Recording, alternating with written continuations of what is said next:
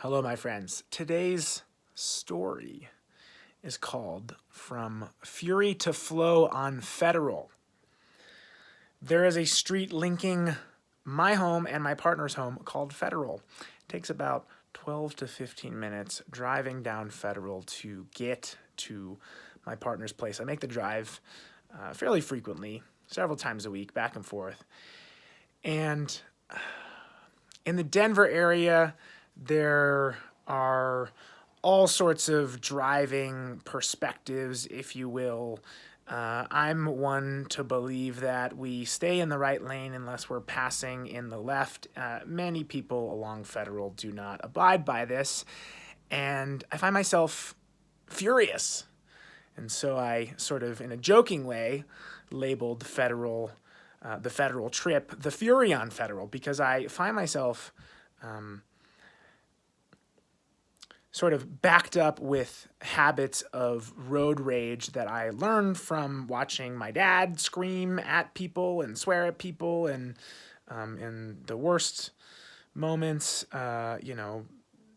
make aggressive driving maneuvers to retaliate. So I learned that as a kid growing up, and I have let that seep into the way that I relate to driving nowadays, where it's me versus you. I am going where I'm going, and I have this kind of New York state of mind of rushing, and when I'm going to Bay's house, like, I gotta get there and you better get the fuck out of my way kind of mindset. So I've noticed in the past year, having moved to Denver, and I was living in Vietnam for the time before, so motorbike traffic was a whole different situation. But coming back to America and moving to a city where not everybody's following the rules maybe to the standard that I would like them to, and also maybe driving at a slower pace than sort of this East Coast mentality that is also a part of my conditioning. And I found myself just being super frustrated and judgmental and aggravated and agitated constantly on the road. And I've found myself in the position where the trigger is so quick that I'm immediately like, get the fuck out of my way. Like, I just jump to conclusions. Like, it's very, very quick, and it happens in my mind. The emotional volatility is not there so much anymore. So 5-6 years ago, yeah, like, I would say what I say, judging the person quickly to get out of my friggin' way, and I would feel the anger and the frustration and the stress. These days, I've noticed that it has alleviated enough that I can have the reactivity, the words come out, the F you, you fucking idiot, like, what are you doing? Like, speed up, get out of the way. But then I can laugh at myself. There's enough space where the habit and the pattern is not so close to my chest that I'm identified with it, so I can look at it and be like, wow, you're so silly. Like, how ridiculous was that reaction? Let it go. So it's been really beautiful to recognize that in the past 6 months that I do have the quick to judge, reactive vocalization, but it's not so emotionally entrenched, and I'm not so attached to it. So it's really been hopeful to see that there is enough space to work with it. And so finding myself, and that's not all the time. Sometimes I do get really frustrated and I get stressed out. And so, I found myself, especially during rush hour, traveling down Federal to my partner's place and getting quite frustrated and spending that 12, 15 minutes just like hyped up and aggravated and again, most of the time being able to kind of laugh at it, but sometimes getting stressed out about it. And so, I've recognized that there is room for improvement in that dimension, room for practicing compassion, room for more mindfulness, and room for more peace, because I recognize that this relationship to the driving world around me of me versus you is actually causing me a lot of suffering. No one can hear what I'm saying in my car but me. I'm the only one who's suffering from this. And again, I'm not at this point where I'm like road raging or like, driving people off the road or any of that shit. So no one has a clue that I'm ranting in my car about the fact that they're sticking in the left lane. And so it's put me in a place of empowered self-responsibility, where I recognize like I'm causing my own suffering, causing my own pain by relating to the road in this very egotistical way. And so I've intentionally set out to practice when I'm in the car, sending people loving kindness. And so loving kindness is a practice that came out of Buddhist traditions, where you actually send loving energy, unconditional kindness to people in your life, to yourself, to strangers, to the whole world. And you can cultivate this through mantras, through visualization. There's a lot of different ways you can do it. But it's a beautiful practice that you can bring with you into everyday life. And so loving kindness energy and compassionate energy have been my tools to shift my mindset in the car from one of sort of entrenched ego, me versus you, to like, I love you. Like, we're a team, like, and we're all connected, and you're just as much as a person who is entitled to get to where they're going in a reasonable amount of time as me. And a beautiful shift has happened. Because it's really easy to depersonalize, dehumanize people in other cars because you can't see them. They're just cars. So you're just like, fuck you. Like, I don't care. Like if we were all driving around in transparent vehicles, it would, and like we could hear the things that we were saying in our cars, it'd be a very different story. Like if people could hear me scream and rant about how they're staying in the left lane, like I wouldn't do that, because, well, people would beat the shit out of each other.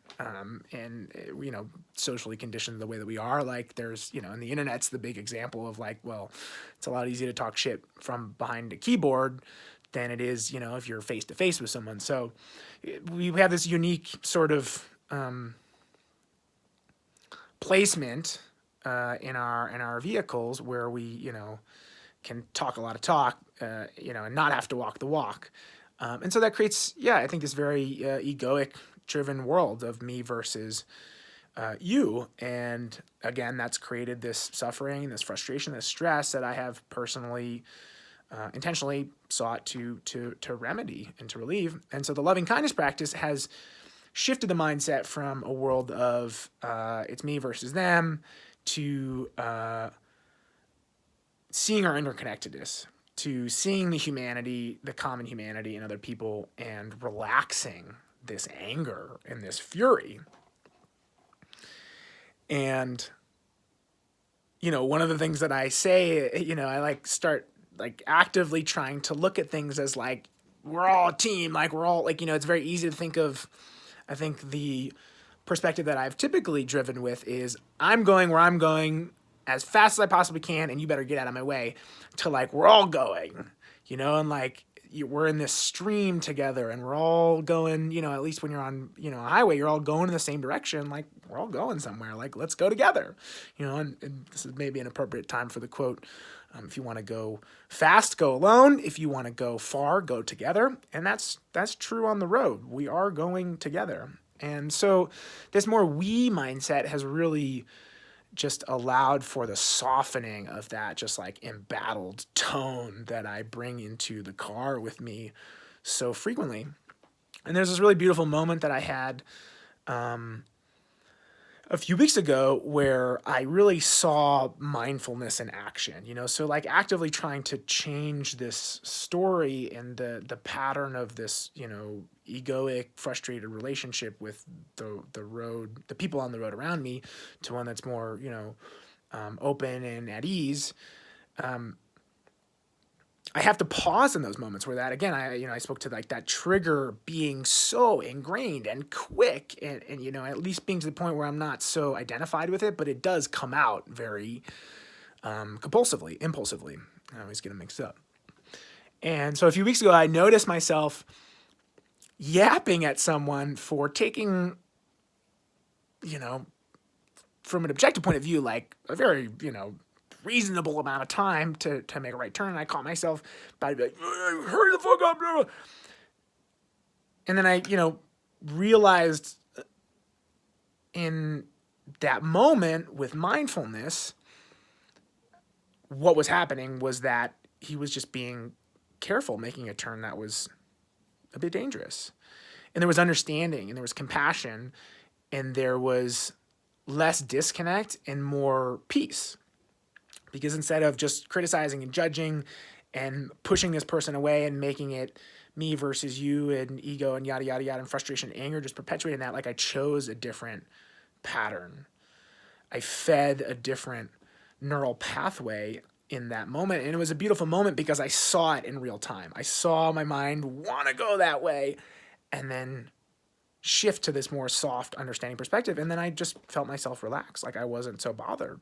I wasn't in such a rush. And it's just beautiful to be able to see mindfulness in action and its capacity to be able to make change.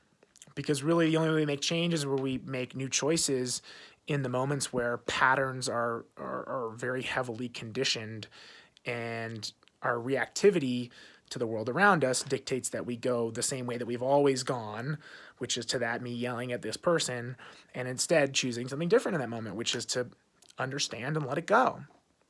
And so that was this really beautiful, empowering moment. And I'd kind of put it down for a few weeks, but I realized driving home from my partners the other day on Federal, how at peace I was. I wasn't yelling at people. I'm still like, kind of maybe gunning it through yellow lights and, doing a little bit of weaving here and there, like I can be kind of a silly driver. And there are other pieces of, the habits around driving that are definitely, worth cleaning up in terms of safety and building a healthier relationship with it. But in terms of like that reactivity and just being aggravated, I've noticed a huge shift. I'm not super bothered. I'm at peace. I'm more in flow on Federal. And that's been a beautiful and welcomed shift because it's brought more peace into my life instead of like suffering on this journey, and then like showing up to my partner's house, like having compiled this stress and this aggravation. Instead, I can get there in whatever amount of time that I get there and show up more present and soft and open. And so that's a beautiful gift that I have given myself by bringing awareness to a habit that is actually self-destructive, actually causing me suffering, taking responsibility for it, recognizing that I'm the only one who can change this. I'm the only one who's actually suffering from it. And recognizing the potential to invite more peace into my life by working through it. And then to be able to see that happen in action and then, enjoy the fruits of it has been a beautiful thing. So, the point is that mindfulness is powerful and change is beautiful. And for me, at least, I find such reward and fulfillment in playing with the capacities of the human mind and seeing what we can really do when we learn how to work with it and not be ruled by a mind that is unconscious. Because a lot of our suffering in life is created by taking our hands off the wheel and just letting our brain go and follow whatever patterns it's learned. And the patterns that tend to dominate tend to be the ones that are, coping mechanisms for wounds and trauma. And so, they tend to perpetuate a lot of suffering and pain. And until we notice them and, empower ourselves to have an influence on the malleability of our brain and our mind, we're really, sort of at the risk of just being led astray by a runaway mind. And so it's been beautiful to see the power of this in a small but really important part of my life, because I spent a lot of time in the car in Denver, and it's just been moving here in the past year where I'm, like when I was in Vietnam, I wasn't driving a lot. So it's only in the past year that this has come to my attention as something that is an area for play and for practice and for work. And so what a beautiful gift to have that realization delivered to me, and to recognize the capacity that healthy change could empower me and bring more peace into my life. And so the invitation here is, take stock. Yeah, we got to take stock. What's an area in your life? And I think we tend to focus on work and relationships and fun. And maybe this is something that seems sort of like as an extra random category, like transportation. But what's an area in your life where you could use a little bit more peace, And actually, I guess kind of, building off of that, commuting is a big conversation, a big part of our life, whether you take the subway or you drive or you scooter, you scoot, you boot. That time and energy that we spend, how do we maximize it? How do we, if not enjoy it, at least find peace with it? And there's a lot of things we can do, but it really comes back to the equation that it's not just what we do, it's how we do it, And if we're doing something relating to it in this really aggravated way, well, we're going to be miserable. And we don't have to be miserable. We can be open and at peace and present, and we all deserve that. So I encourage you to reflect on whatever this has brought up for you, whether it's specifically about transportation and commuting, or if it's, realizing there's another area in your life where you feel a lot of agitation, and, recognize that you have the power to change that. And it starts with building awareness. And the more that you become aware of it, the more space that you can create with it. And again, like the laughter is a great mindfulness tool. Like if you can look at yourself and laugh at yourself, that's an amazing start, because you're creating enough space where you're not so like entrenched in this identity, like how dare you make fun of me, like that. There's no room for change in that relationship with yourself. So if you can laugh at yourself, that's a great start. And moving in the direction of being able to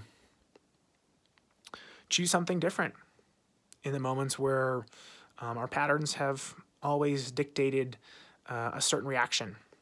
And that's empowering. It's empowering, and it feels good. So I want it for me. I want it for you. Love you. Have fun out there.